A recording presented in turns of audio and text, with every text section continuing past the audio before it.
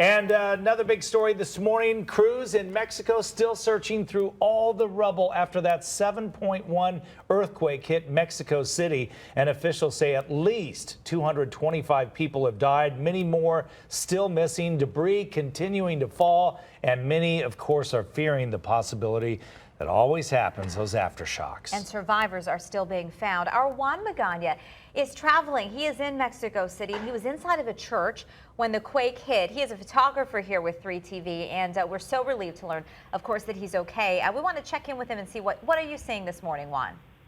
Hi, good morning to both of you. Yeah, you know what? Today is much calmer than what we were seeing yesterday.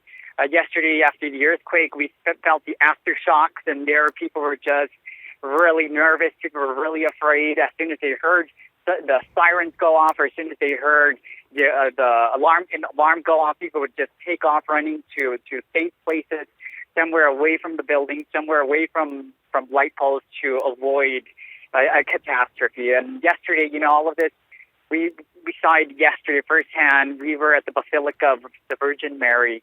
We were inside, and we knew that they were going to do a sort of a drill, because yesterday marked the anniversary of the 1985 powerful earthquake that shook here in Mexico City as well. And back in 1985, we know that over 10,000 people were killed, 30,000 people were injured. So that's something that they do every year. And so yesterday, at first there was a drill, but then when the real earthquake occurred, people thought it was a drill as well. So at first, when I was inside a gift shop, when we heard the second time the sirens going off, the gift shop owner told us that it was just a drill, not to worry. But then the building started to shake and merchandise started to hit the ground. That's when we grabbed our stuff and we just took off running. We ran out to the middle of the street. People were yelling. People were screaming. It was very chaotic. People were telling other people to stay away from buildings, to stay away from light posts, since those might fall. So, and shortly after the earthquake, I think it was like it felt like 2-3 minutes. After that happened, after that occurred, we lost electricity. We lost cell phone signals here in Mexico City. So for some time, we had absolutely no way of contacting. For us, our family, they're in Phoenix. It was impossible to contact my sisters, my brother. They're in Phoenix. But I could tell you firsthand, it was chaotic. It was just horrific seeing that. We saw a lot of people fainting as well because of what was going on.